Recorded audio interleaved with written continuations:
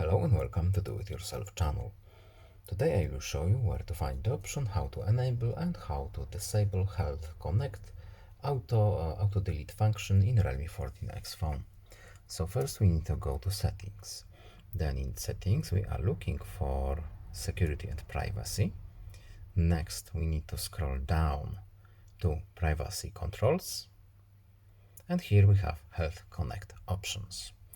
So when we open Health Connect options, we have a few options that we can change. We can change app permissions, we can check the data access, and here we have manage data option with auto delete function.